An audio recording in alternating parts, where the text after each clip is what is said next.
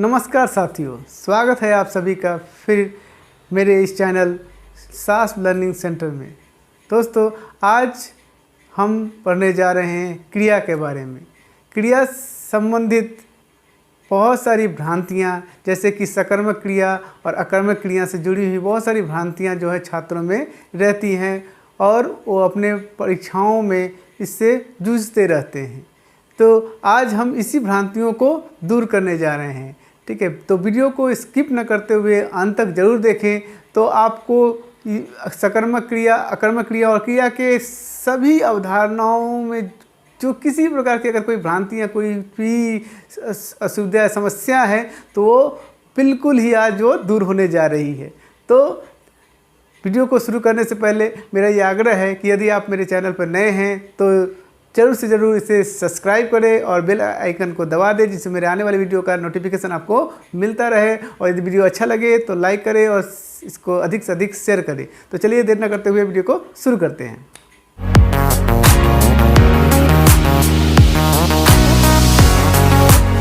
तो दोस्तों, आज का टॉपिक है क्रिया। क्रिया का क्या अर्थ होता है, क्रिया किसे कहते हैं, इस बात को हम लोग आज जानेंगे। तो क्रिया का क्या अर्थ होता है, तो देखिए, जिस शब्द से किसी कार्य करने या होने का बोध होता है उसे क्रिया कहते हैं। अर्थात जिस शब्द से किसी कार्य का यानी काम का होना या करने का बोध हो उसे हम क्रिया कहते हैं। समझ में आ गया? जैसे खाना, खेलना, पढ़ना, सोना, रहना, जाना इत्यादि जो शब्द हैं वो क्रिया शब्द है। क्यों क्रिया शब्द है? क्योंकि यहाँ पे या तो इस शब्द से हमें क्या पता चलता है, या तो कोई काम किया जा रहा है या काम हो रहा है।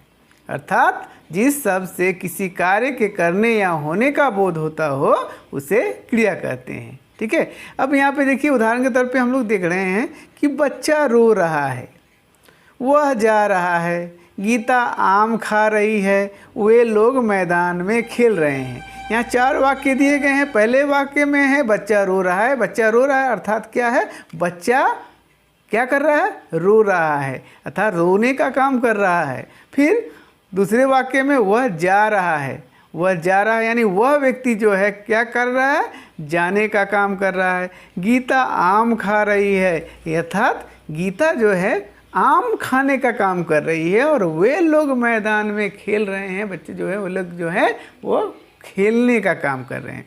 समझ में आ गया? तो ये कॉन्सेप्ट को बिल्कुल क्लियर है यहाँ पे कि क्रिया का मतलब क्या होता है कि जिस शब्द से किसी कार्य या करने या होने का बोध हो, किसी काम को करने या होने का बोध हो उसे क्रिया कहते हैं। ठीक है, तो आगे अगला प्रश्न हमारे समक्ष उठता है कि ठीक है कि हम बार बार देखते हैं प्रश्नों में आता है कि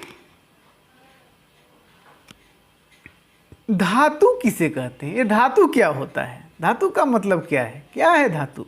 ठीक है, तो देखिए, धातु का मतलब क्या होता है, क्रिया के मूल रूप को धातु कहते हैं। जो क्रिया है, जो क्रिया शब्द होते हैं, जो काम करने होने वाला को व्यक्त करने वाला जो शब्द होता है उसका जो मूल रूप होता है उसे धातु कहते हैं।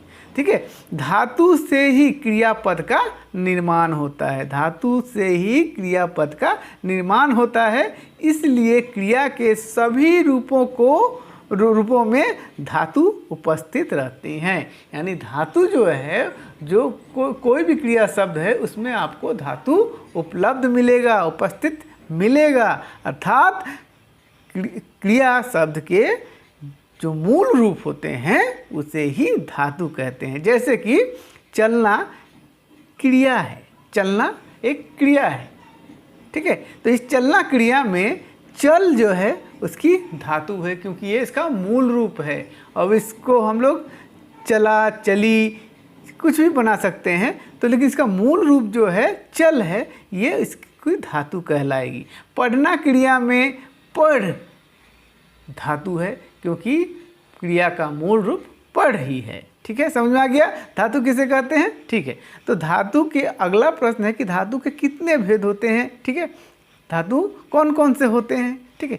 तो धातु के यहाँ पे मुख्य रूप से दो भेद होते हैं, एक तो है मूल धातु और दूसरा है यौगिक धातु, ठीक है। तो मूल धातु किसे कहते हैं, ये देखेंगे मूल धातु किसे कहते हैं, ठीक है। तो मूल धातु कहने का तात्पर्य क्या है कि यह स्वतंत्र होती है, वो धातु जो स्वतंत्र होती है तथा किसी अन्य शब्द पर निर्भर नहीं होती है, ठीक है। समझ में आ गया, वह जो स्वतंत्र होती है तथा किसी अन्य शब्द पर निर्भर नहीं होती है, जैसे जी, जा, खा, पी, र, ये जो है स्वतंत्र है। ये जो है शब्द जो भी है स्वतंत्र है, ये किसी अन्य शब्द पर निर्भर नहीं है, ये मूल धातु का वह मूल रूप है, इसलिए इसे मूल धातु कहते हैं। यौगिक धातु कहने का तात्पर्य क्या हुआ कि जिस धातु को मूल धातु में प्रत्यय लगा करके, ठीक है, जिस धातु के मूल धातु में प्रत्यय जोड़ करके, ठीक है, कई धातुओं को संयुक्त करके अथवा संज्ञा विशेषण में प्रत्यय लगा के बनाई जाती है, उसे यौगिक धातु कहते हैं। समझ में आ गया यहाँ पे बिल्कुल, ठीक है, कि मूल धातु के पीछे प्रत्यय जोड़ करके या कई अलग अलग धातुओं को इकट्ठा जोड़ करके संयुक्त करके या संज्ञा और विशेषण में प्रत्यय लगा करके बनाई जाती है, जिस धातु को निर्माण किया जाता है उसे यौगिक धातु कहते हैं। जैसे कि उठाना, देना, करना, बतियाना, ठीक है। तो जैसे कि उठाना में क्या होता, उठ, उसका मूल धातु हुआ, ठीक है, आना जोड़ दिए हम लोगों ने तो क्या हो गया, उठाना हो गया। देना, देन मूल धातु हो गया, आकार लगा दे तो देना, आ लगा दिए तो देना हो गया। करना, बतियाना इत्यादि जो है यौगिक धातु कहलाती है। समझ में आ गया, बिल्कुल क्लियर है, ठीक है। अब आगे बढ़ते हैं। अब देखिए कि क्रिया के भेद के बारे में हम लोग देखते हैं, ठीक है। क्रिया के भेद के बारे में देखेंगे तो देखिए रचना के अनुसार क्रिया के कितने भेद होते हैं, ठीक है। रचना के अनुसार, रचना यानी बनावट के अनुसार जो है क्रिया के कितने भेद होते हैं। तो रचना के अनुसार क्रिया के मुख्य रूप से दो भेद होते हैं। पहला है सकर्मक क्रिया, दूसरा है अकर्मक क्रिया, ठीक है। सकर्मक क्रिया किसे कहते हैं, जिसे इंग्लिश में ट्रांजिटिव वर्ब भी कहा जाता है, ठीक है।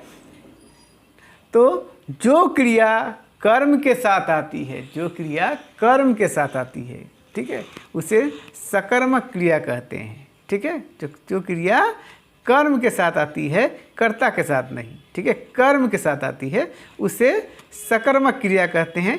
जैसे राम पहल खाता है, ठीक है, सीता गीत गाती है, ठीक है। यहाँ पे देखते हैं सीता गीत गाती है, ठीक है ना।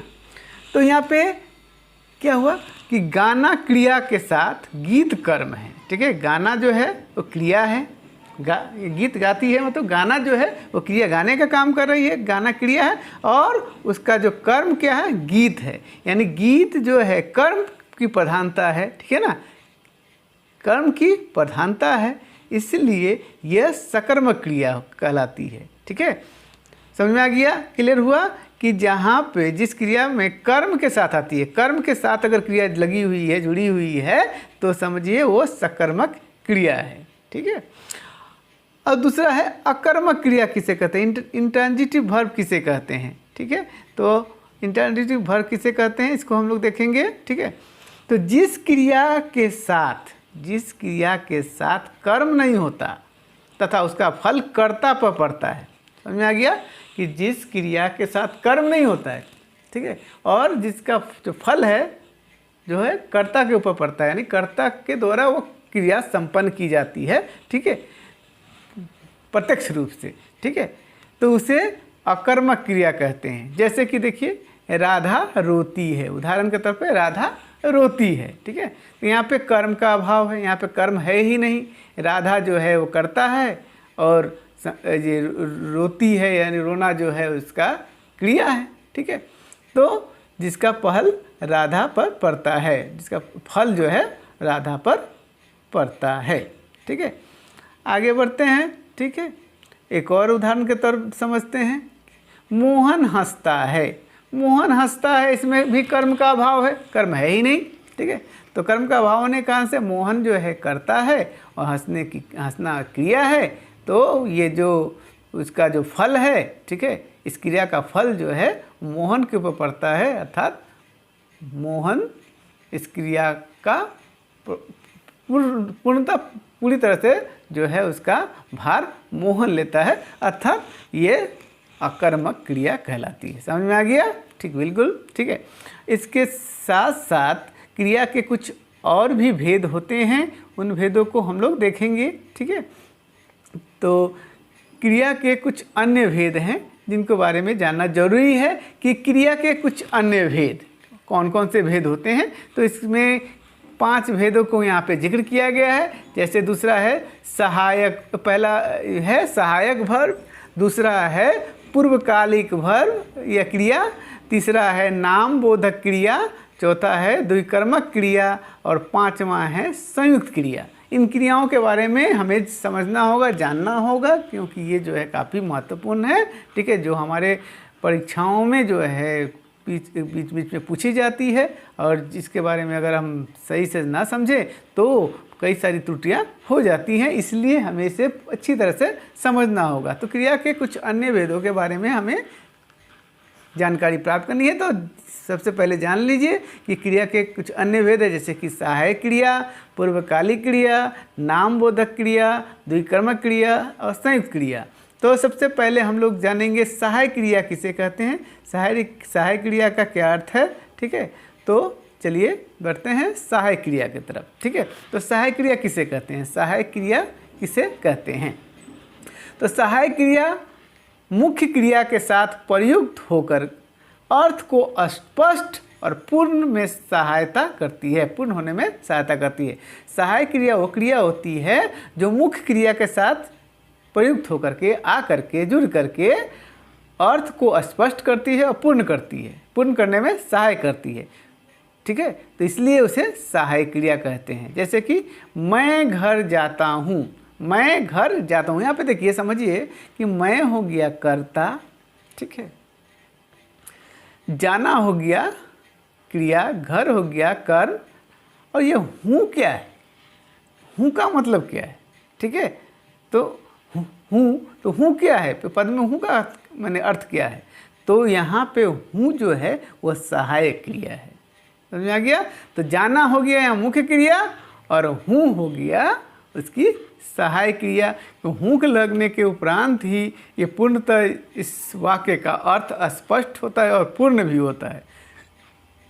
अगर नहीं हूँ लगाते मैं घर जाता, मैं घर जाता, क्या यह वाक्य पूर्ण है? बिल्कुल पूर्ण नहीं है, ना ही यह इससे हमारा सही रूप से इसका अर्थ स्पष्ट हो रहा है। समझ में आ गया? तो सहायक क्रिया का मतलब क्या हुआ? सहायक क्रिया मुख्य क्रिया के साथ प्रयुक्त होकर के अर्थ को पूर्ण करती है, स्पष्ट करती है और वाक्य को पूर्ण करने में सहायता करती है। जैसे वे हंस रहे थे, वे हंस रहे थे। ठीक है, तो यहाँ पे क्या है, ठीक है, कि हंसना तो है मुख्य क्रिया, ठीक है, पर रहे थे, रहे थे इसकी सहायक क्रिया। तो अगर मान लीजिए रहे थे हटाते हैं, वे हंस, तो ये इसका अर्थ स्पष्ट हो रहा है? नहीं। पूर्ण हो रहा है? नहीं। तो ऐसी स्थिति में रहे थे इसमें जोड़ा गया, जुड़ने से इसका अर्थ भी स्पष्ट हो रहा है और ये वाक्य भी पूर्ण हो रही है। अतः ये जो क्रिया है रहे थे, इसे सहायक क्रिया के रूप में जाना जाता है। समझ में आ गया? कॉन्सेप्ट क्लियर हो गया? चलिए आगे बढ़ते हैं। ठीक है, अब है नेक्स्ट, वो है पूर्वकालिक क्रिया। पूर्वकालिक क्रिया किसे कहते हैं? जब कर्ता, जब पूर्वकालिक क्रिया देखिए, जब कर्ता एक क्रिया को समाप्त करके दूसरी क्रिया करना प्रारंभ करता है, यानी एक कर्ता जो है एक काम को पूरा कर लिया और फिर पूरा करने के उपरांत वो दूसरी काम करना प्रारंभ किया, तब पहली क्रिया को पूर्वकालिक क्रिया कहा जाता है। तो जो पहले जो किया गया जो क्रिया है, जो काम है, उसे पूर्वकालिक क्रिया कहा जाता है। ठीक है, समझ में आ गया? यानी जब एक कर्ता जो है काम को पूरा करता है और पूरा करके समाप्त करके दूसरा काम शुरू करता है, तो जब शुरू करने के बाद पहले जो किए गए कार्य है उसे पूर्वकालिक क्रिया के रूप में जाना जाता है। जैसे कि राम भोजन करके सो गया, ठीक है, यहाँ पे देखिए राम भोजन करके सो गया, ठीक है। अब क्या है, भोजन करके, यानी सबसे पहला काम क्या किया, राम ने भोजन करने का काम किया, और भोजन करने के उपरांत क्या काम किया, वो सोने का काम किया, ठीक है। तो ये जो भोजन करना है पहला काम था, इसलिए इसे पूर्वकालिक क्रिया कहते हैं, जिसे करने के बाद वो दूसरी क्रिया सो जाने का काम संपन्न किया। समझ में आ गया। तो एक काम करने के उपरांत जब दूसरा काम शुरू करते हैं तो पहला किया गया काम को हम लोग पूर्वकालिक क्रिया के रूप में जानते हैं। समझ में आ गया, कॉन्सेप्ट क्लियर हो गया, गुड। अब आगे बढ़ते हैं। नेक्स्ट है नाम बोधक क्रिया। नाम बोधक क्रिया का क्या अर्थ होता है, देखेंगे। नाम बोधक क्रिया, नाम बोधक क्रिया का मतलब क्या है, देखिए। तो संज्ञा अथवा विशेषण के साथ, संज्ञा अथवा विशेषण के साथ क्रिया जुड़ने से नाम बोधक क्रिया बनती है। समझ में आ गया कि संज्ञा अथवा विशेषण के साथ अगर क्रिया जुड़ती है तो उसे नाम बोधक क्रिया कहते हैं। जैसे कि लाठी मारना, संज्ञा, लाठी क्या हो गया, संज्ञा हो गई, और मारना क्रिया हो गई, दोनों मिलकर के क्या बना, लाठी मारना एक क्रिया बन गई। इस क्रिया को कहा गया नाम बोधक क्रिया। फिर दूसरा उदाहरण देखेंगे कि दुखी होना, दुखी जो है वो विशेषण है, ठीक है, और होना एक क्रिया है। तो इन दोनों को मिलकर दुखी होना हो गया, दुखी होना हो गया ये नाम बोधक क्रिया। सही समझे, बिल्कुल सही समझे, ठीक है, समझ में आ गया, कॉन्सेप्ट क्लियर हुआ ये। नेक्स्ट आगे बढ़ते हैं। अगला है हमारा द्विकर्मक क्रिया। द्विकर्मक क्रिया किसे कहते हैं या उसका क्या अर्थ होता है। तो जिस क्रिया में दो कर्म होते हैं, समझ लीजिए कि द्विकर्मिक, नाम से समझ में आ रहा है कि जिस क्रिया में दो कर्म होते हैं उसे द्विकर्मिक क्रिया कहा जाता है। बिल्कुल क्लियर है, बहुत ही आसान है कि जिस क्रिया में दो कर्म होते हैं उसे द्विकर्मक क्रिया कहा जाता है। जैसे अध्यापक ने छात्रों को हिंदी पढ़ाई, अध्यापक ने छात्रों को क्या पढ़ाई, हिंदी पढ़ाई। यहाँ पे क्या हो गया कि दो कर्मों का प्रयोग किया गया है। कौन कौन से हैं दो कर्म, तो एक तो पहला है छात्रों को और दूसरा जो है वो हिंदी। अर्थात इस वाक्य में क्रिया के साथ दो कर्म का जुड़ाव है। ऐसे क्रियाओं को द्विकर्मक क्रिया कहा जाता है। अर्थात समझ में आ गया कि अध्यापक ने, ठीक है, पढ़ाने का काम किया। किनको पढ़ाने का काम किया, छात्रों को पढ़ाने का काम किया। और क्या पढ़ाने का काम किया, हिंदी पढ़ाने का काम किया, ठीक है। तो यानी एक क्रिया के साथ कितने कर्म जुड़ गए, दो कर्म जुड़ गए। तो एक से अधिक कर्म अगर जुड़ते हैं किसी क्रिया के साथ, ऐसे क्रिया को द्विकर्मक क्रिया कहा जाता है। कॉन्सेप्ट क्लियर हुआ, समझ में आया। चलिए अब आगे बढ़ते हैं। अगला है हमारा वो है संयुक्त क्रिया। संयुक्त क्रिया किसे कहते हैं फिर, तो जब कोई क्रिया दो क्रियाओं के संयोग से निर्मित होती है। समझ में आ रहा कि जब कोई क्रिया जो है दो अलग अलग क्रियाओं के संयोग से, मिलने से निर्मित होती है, बनती है, उससे संयुक्त क्रिया कहते हैं। ठीक है, क्या कहते हैं, संयुक्त क्रिया कहते हैं। बिल्कुल सही समझा आपने। संयुक्त क्रिया का अर्थ हुआ कि जब दो क्रियाओं को हम आपस में जोड़ करके, अलग अलग क्रियाओं को जोड़ करके, मिला करके, संयोग करके एक नए क्रिया का निर्माण करते हैं, निर्मित करते हैं, ऐसे क्रिया को संयुक्त क्रिया कहते हैं। जैसे कि वह खाने लगा, मुझे पढ़ने दो। ठीक है, तो यहाँ पे क्या हुआ, खाना और लगना दो अलग अलग क्रिया हैं। इन दोनों क्रियाओं को हमने आपस में जोड़ करके एक नई क्रिया बनाया, खाने लगा। मुझे पढ़ने दो, पढ़ने दो में पढ़ना एक क्रिया है और दो देना एक क्रिया है। तो इन दोनों क्रियाओं को जोड़ करके हम लोगों ने पढ़ने दो एक नई क्रिया का निर्माण किया। तो पढ़ने दो हो गया हमारा संयुक्त क्रिया, खाने लगा भी हो गया संयुक्त क्रिया। तो समझ में आ गया आपको, क्लियर हुआ इस कॉन्सेप्ट को कि संयुक्त क्रिया का क्या अर्थ है, कैसे इसका मतलब क्या है, ठीक है, बिल्कुल समझ में आ गया। चलिए आगे बढ़ते हैं। तो ठीक है, हमारा यहाँ पे क्रिया का टॉपिक समाप्त होता है। तो आशा करते हैं कि आपको पूरी तरह से ये क्रिया का जो कॉन्सेप्ट है, जो अवधारणा है, वो समझ में आ गया होगा। यदि फिर भी किसी प्रकार की समस्या रह जाती है तो आप मुझे कमेंट कर सकते हैं, कमेंट में सवाल पूछ सकते हैं और मैं उसका जवाब ज़रूर से ज़रूर दूंगा। धन्यवाद।